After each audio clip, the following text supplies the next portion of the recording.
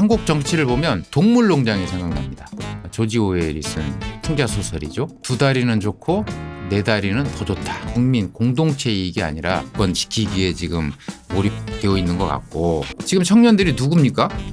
우리의 적이 아니잖아요. 여러분들의 자식이고 조카고 가족인 거예요. 그런데 그들을 전쟁터로 내몰고 남녀 간에 지금 싸우게 만들고 불순한 세력이 있는 거죠.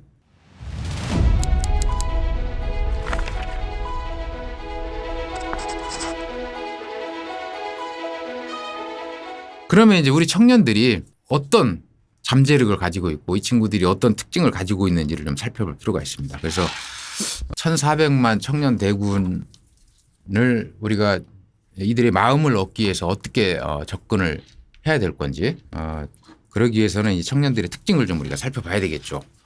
청년, 지금 현재 우리 2030 청년 세대의 좀 잠재력을 좀 살펴볼 건데요. 유권자 집단의 세대별 현황을 좀 우리가 살펴볼 필요가 있습니다. 지금 저 슬라이드 보시면 왼쪽은 21대 총선 유권자와 그 밑에는 작년 지방선거 유권자를 3분의 2로 점유율을 비교해 놓은 거고요. 오른쪽은 21대 총선 투표자 비율과 그 아래는 작년 지방선거 투표자 비율을 비교해 놓은 그래프인데, 21대 총선 당시의 유권자는 100명 중에 34명이 2030 청년 세대였습니다. 그것이 작년 지방선거 때는 32명으로 청년 세대가 좀 줄었고요. 반면에 60대 이상은 29.9%, 그러니까 100명 중에 29.9명, 약 30명이 이제 60대 이상으로 그 점유율이 바뀌게 되는데, 당연히 저출산 고령화 영향으로 그 유권자 그 고령화 현상도 계속 가속화될 수밖에 없고요. 지금 유권자 100명 중에 60대 이상 어르신들이 차지하는 비율이 30명을 점유한 것 역시 헌정사상 최고치입니다. 최고치. 그리고 저 수치는 앞으로 계속 늘어날 거고요. 오른쪽에 이제 총선 투표자와 지선 투표자 비율을 살펴보시면 이제 그 심각성을 이제 뼈저리게 느끼실 텐데, 21대 총선 당시에 저때 투표율이 이제 67% 정도 됐잖아요. 21대 총선에 투표한 100명 중에 2030이 약 30명이었고요. 4050이 약 39명, 그리고 60대 이상이 약 32명이 조금 안 되는 31.5명이었습니다. 그런데 작년 지방선거 투표율이 50%를 간신히 넘었잖아요. 그러니까 투표율이 한 16% 빠지니까 어떤 현상이 발생하냐면,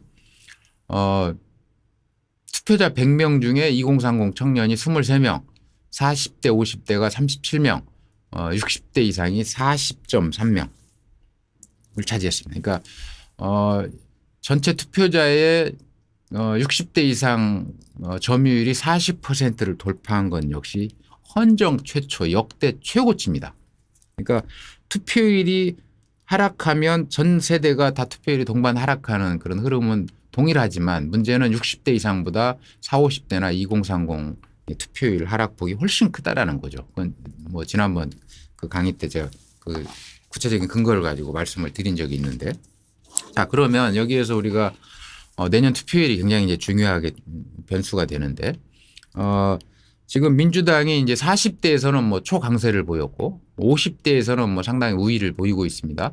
그런데 60대 이상에서는 뭐 국민의힘이 더블 스코어로 뭐 강세를 보이잖아요. 그러면 40, 50대보다 60대 이상 투표자 수 비율이 지금 3명 정도 작년 지방선거에서 많은 상황이 내년 총선에 만약에 그대로 관통한다라면 이 선거는 민주당이 이길래야 이길 수 없는 선거가 되는 거예요. 그러면 이 대안을 어디에서 찾아야 됩니까? 민주당에 대한 반감이 강고한 60대 이상을 설득하는 것보다 지난 20여 년간 10몇 년간 민주당을 지지하다가 뭔가 뿔나서 돌아선 이탈층을 설득하는 게 훨씬 더 수월하겠죠. 그러기 위해서 결국 2030에 대한 청년 세대에 대한 전략적인 고민과 접근이 필요하다라고 좀 이해를 하시면 될 것 같고, 역시 내년 총선을 준비하시는 우리 그 출마자 여러분들도 이 후보 개별적으로나마 이런 어떤 청년 세대에 대한 전략적 중요성을 그 상기하셔서 나름대로 그런 청년 의제들을 좀 발굴하고 청년들과 적극적으로 소통하고 청년들의 마음을 다시 누그러뜨리고 돌릴 수 있는 그런 전략적인 어떤 접근이 필요하다라고 말씀을 드릴 수 있겠습니다. 다음으로 이제 총선 투표율을 한번 살펴볼 텐데요. 제가 여의도에서 가장 많이 들은 얘기 중에 하나가 요즘 청년들은 뭐 정치에 무관심하고 투표도 안 해. 뭐 저 친구들은 뭐 실제 투표장에 안 가면서 불만만 많아. 뭐 이런 얘기였어요. 그런데 이 14대 총선이면 1992년입니다. 21대 총선이 이제 2020년이잖아요. 28년 사이에 총 이 8차례 총선을 우리가 치렀습니다. 이 직전에 13대 총선이 있었고 88년이죠. 12대 총선이 85년에 있었습니다. 2.12 총선인데 이 12대 총선 투표율이 무려 87%였습니다. 86, 7%였습니다. 아마 헌정 최고 총선 역사상 헌정 최고 아마 투표율이었을 텐데 그 이후로 지금 그 기록을 못 깨고 있어요. 근데 어쨌든 14대 총선 때 72% 정도를 찍은 다음에 18대 때 46.1% 최저를 기록했고 21대 총선 때 28년 만에 최고 투표율을 기록합니다. 66.2%. 그런데 이 투표율을 끌어올린 주력 부대가 바로 2030 청년이었어요. 2010년대 들어서 이 친구들이 총선, 지방선거, 대선 모든 선거의 투표율을 직전 선거 대비 계속 끌어올립니다. 근데 이 친구들이 예를 들면 학창 시절에 광우병 파동이라든가 뭐 무상급식 논쟁 그리고 세월호 참사라는 뭐 굉장히 큰 어떤 사회적 참사를 겪었고 그다음에 2016, 17년에는 인류 역사상 가장 명예로운 촛불혁명의 주력 부대로 참여를 했었잖아요. 그러면서 정말 총 한 방 쏘지 않고 정권을 바꿔낼 수 있는 그리고 부정한 권력을 바꿀 수 있다라는 그런 엄청난 효능감을 느꼈던 거예요. 그리고 그게 결국 투표 행태로 이어졌고 실제 투표율을 끌어올린 주력 세대였는데 우리 정치권에서는 여전히 이 친구들이 정치에 무관심하고 무책임하고 그래서 투표도 안 해라는 이런 그 어떤 기존의 문법의 레파토리를 계속하는 경우들이 있더라. 그런데 그것은 정확히 틀린 말이다. 오히려 이 통계들을 살펴보면 지금 40, 50 세대가 청년기 2030 시절일 때 투표율이 가장 낮았다라는 거고 지금 1992년 총선 이후에 지금 2030이 투표권을 행사하기 시작하면서 그게 2010년대부터 시작되잖아요. 그러면서 지금 투표율이 늘어났고 실제로 17대 총선 대비 21대 총선 20대 투표율은 무려 15%포인트 상승했고요. 30대는 뭐 별 차이는 없지만 어쨌든 근소하게 상승을 했습니다. 그런데 이 21대 총선 때 2030이 출생 연도로 보면 81년부터 2002년 출생자들입니다. 그러니까 정확히 MZ세대예요. 이 친구들이 결국 이 투표율을 끌어올린 가장 주력 세대였다라는 거죠. 그래서 이 친구들이 우리 기성세대가 바라보는 그런 정치에 무관심하고 투표를 하지 않는 무책임한 집단이 아니라 이 정치 투표에 대한 놀라운 각성과 실제로 그걸 실천으로 이어져 실행해온 그런 굉장히 그 정치 고관여층으로 변화했다라는 것을 우리가 잊지 말아야 되고 더군다나 이 친구들은 지금 세계 최고의 고등교육 이수자 집단입니다. 그러니까 이 친구들을 우리 청년들을 이렇게 키운 게 이제 우리 사회와 부모들이잖아요. 인생은 성적순이라고 하면서 뭐 한눈 팔지 말고 공부만 해. 그러면 네 인생은 뭐 승승장구할 거야라고 해서 이 친구들은 정말 이 사회의 그런 전반적인 문화와 뭐 선생님과 부모님 말씀을 정말 말씀에 순종하면서 이 놀라운 하여튼 이 고등교육을 이수했고 실제 2021년 OECD가 발표하는 해년마다 이제 이 교육 지표를 발표하는데 2021년 기준으로 우리 25세에서 34세 청년 세대의 고등교육 이수율이 69.3%입니다. OECD 평균 회원국 평균은 46.9%에 불과하거든요. 그러니까 우리 청년들이 약 1.5배 높습니다. 고등교육 이수율이. 그런데 이 친구들이 이제 이 부모님과 사회의 그런 어떤 뭐 이 권유 그리고 어떤 강압적인 분위기에 자기 그 젊은 시절을 학창 시절을 다 공부에 책에 쏟아 부었는데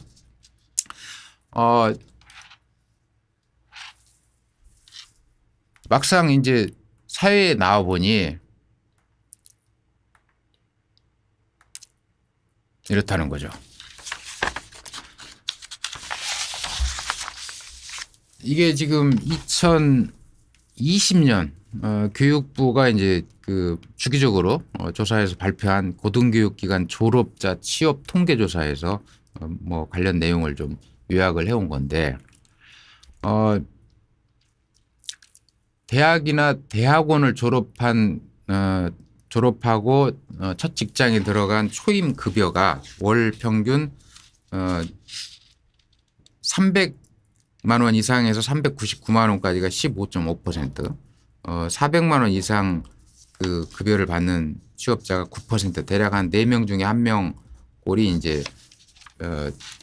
소위 이 친구들이 말하는 자기 눈높이에 맞는 월 300 이상의 300 정도의 정규직에 취업을 하고 있다라는 거죠. 그런데 문제는 이 당시에 저 조사를 했던 2020년 기준으로 대학이나 대학원을 졸업한 졸업생 중에 약 35%가 취업을 포기했습니다. 취업을 포기하거나 아니면 뭐 재수 또는 뭐 공시생으로 전환을 한다든가. 그러니까 3분의 1 정도는 뭐 미취업 상태였고 3분의 2가 이제 취업을 했는데 그 3분의 2의 초임 급여 현황이 지금 저 이제 표에 지금 표기가 된 겁니다.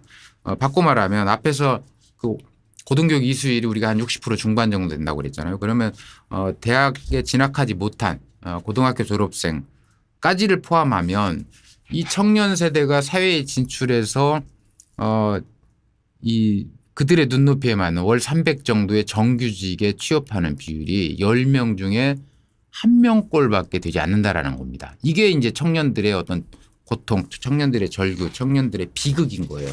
그러니까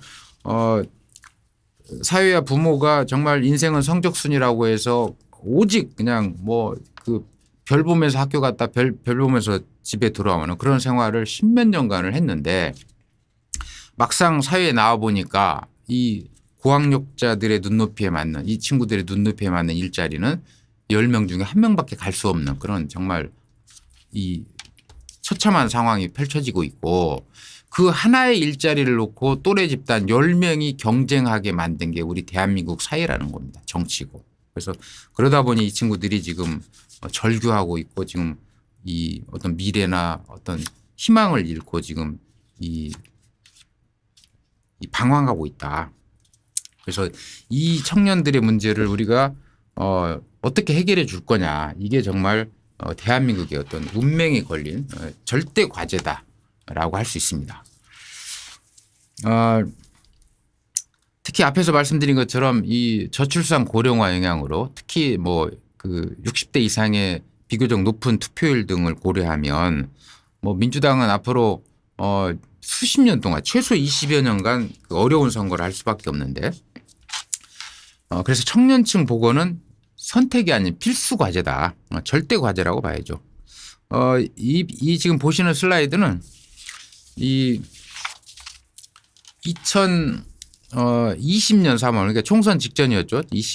21대 총선 직전 3월 말 현재의 그 세대별 유권자 수 그다음에 3년이 지난 2023년 3월 현재의 유권자 수를 지금 제가 비교해 놓은 거고 그 증감 그다음에 2020년 총선 투표율을 적용해서 그 투표자 수를 추정하고 그걸 253개 선거구 기준으로 평균치를 내보니까 지금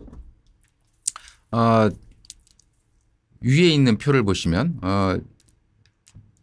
3년 동안 만 3년 동안 한 선거구 평균 60대 이상 투표자는 약 4,180명 정도 증가했다. 반면에 50대 이상은 다 감소한 걸로 나오죠.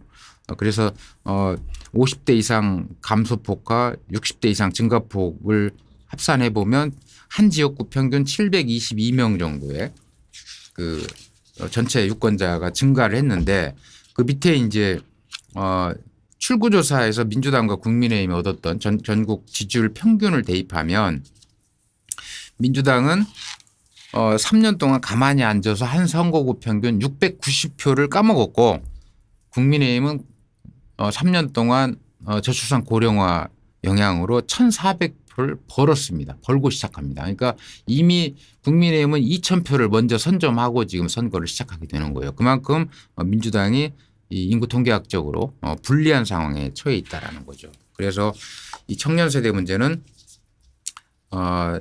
이 특히 민주당이나 진보 진영에는 정말 그 앞으로 어떤 총선 전략과 관련해서 가장 중요한 어떤 전략 과제 설득 대상이라고 저는 보는데 이 청년들은 태풍의 눈입니다. 태풍을 일으키려면 특히 우리 정치 신인들이 뭔가 선거혁명, 정치혁명을 일으키려면 이 태풍을 일으켜야 되는데 그냥 무난한 선거, 무난한 캠페인을 해서는 뭐 그 변별력이 없고 수많은 도전자 중에 한 명으로 그냥 이 주목을 끌기가 어렵잖아요. 그러니까 뭔가 정말 돌풍을 일으키려면 그런 그에 걸맞는 어떤 의제와 어떤 전략이 필요한데 그게 바로 청년 세대라는 거죠. 그러니까 청년들은 지금 마음 줄 곳을 잃고 방황하고 있습니다. 최근 MBS 지난주 조사를 보면 20대 무당파 비율이 50%입니다. 50%. 그러니까 절반의 청년들이 지금 마음 줄 곳을 잃고 지금 방황하고 있다라는 건데 이들이 아까 앞에서 살펴본 것처럼 정치에 무관심해서가 아니라 굉장히 투표율을 끌어올린 주력 부대였음에도 불구하고 기성 정치인들 그리고 기성 정당들이 지금 이 친구들의 어떤 그 눈높이에 또는 이 친구들이 기대하는 기대감을 충족시키지 못하다 보니까 지금 말 그대로 큰 어떤 방황에 지금 휩싸여 있습니다. 그래서 우리 내년 총선을 도모하는 우리 이 출마자들 정치 신인들이 정말 전략적으로 접근해야 될 세대가 바로 청년 세대입니다. 이들이 지금 무주공산이고 이들은 어떤 기존의 문법, 뭐 조직이나 자금, 어떤 향응으로 접근할 수 있는 세대가 아니잖아요. 그리고 이 친구들은 말 그대로 세계 최강의 스마트폰으로 연결된 포노 사피엔스 집단입니다. 그래서 이 친구들의 호응할 수 있는 또 이 친구들이 관심을 가질 수 있는 그런 어떤 정책이나 대안들을 좀 잘 준비하고 이 친구들과의 소통을 좀 강화해서 청년 세대와 함께 이 청년들의 집단 지성으로 태풍을 일으킬 좀 어떤 캠페인 전략이 필요하겠다.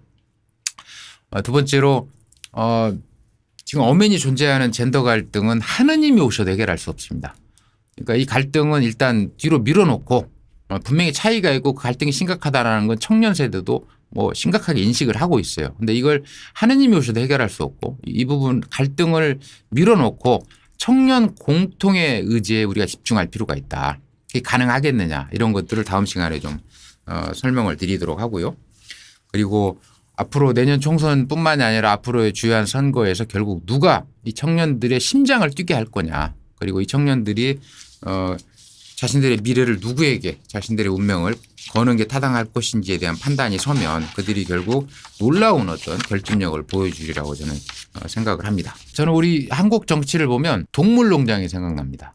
조지 오웰이 쓴 풍자 소설이죠. 두 다리는 좋고 네 다리는 더 좋다. 기득권화된 정치가 지금 그렇게 가고 있는 게 아닌가 싶어요. 그러니까 어떤 국민 공동체 이익이 아니라 기득권의 강화, 기득권 지키기에 지금 몰입되어 있는 것 같고 이런 부분에 균열을 내려면 결국 지금 출마를 준비하시는 여러분들이 어떤 방식이 됐든 지금 그런 국민들의 어떤 변화에 대한 갈망은 굉장히 높습니다. 욕구는. 그러니까 거기에 누군가가 동기를 부여해야 되고 그게 바로 여러분들이 주인공이 될 수 있다라고 저는 생각을 하는데 그런 어떤 치밀한 좀 전략과 어떤 소구력이 있는 캠페인으로 정말 저 정치 저대로는 안 된다. 더 이상 뭐 수리해서 쓸 수 없는 정도가 됐다라는 것은 뭐 이미 이준석, 이재명, 윤석열 현상이 말해주고 있는 거거든요.